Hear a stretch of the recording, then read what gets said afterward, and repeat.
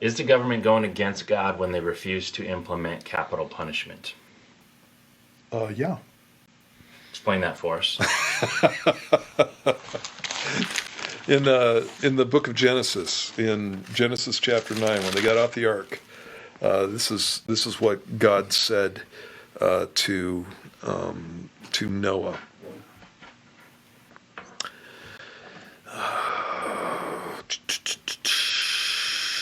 I don't need to do all of this stuff. He said this. Surely for your lifeblood, this is Genesis chapter 9, verse 5. Surely for your lifeblood I will demand a reckoning. From the hand of every beast I will require it, and from the hand of man, from the hand of every man's brother I will require the life of man. Whoever sheds man's blood, by man his blood shall be shed. For in the image of God he made man, and as for you, be fruitful and multiply, bring forth abundantly in the earth and multiply in it. And so that's the origin of the death penalty, and it came straight from God. And it's based on the fact that people are made in God's image. And so if you kill somebody, I need to define this. If you murder somebody, then your life is forfeit. And the reason is because you unrighteously shed man's blood, and God set up government so that would not be done. And so if a government is not fulfilling that, then yeah, absolutely, they're going against the command of God.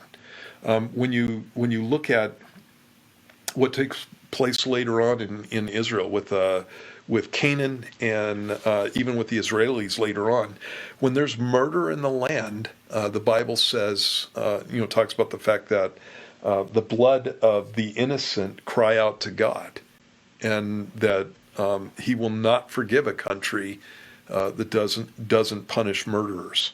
There are people who have very little knowledge of scriptural languages, and so they'll go to passages like "You shall not kill" in the book of Exodus in chapter 20, one of the 10 Commandments, and they say, well, if you're not supposed to kill, then you can't kill a killer.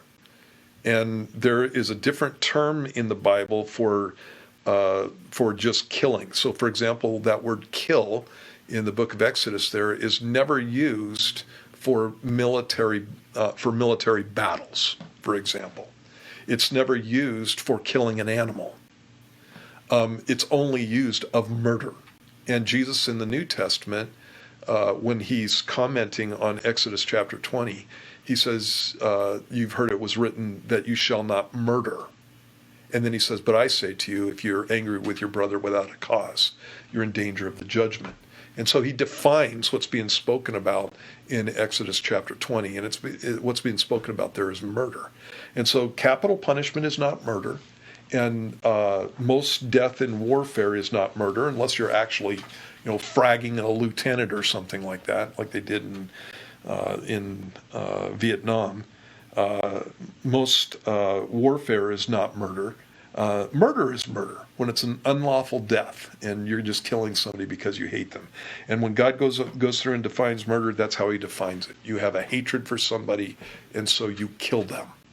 And again, you have that, or you kill them for no good reason, except for because you're hateful.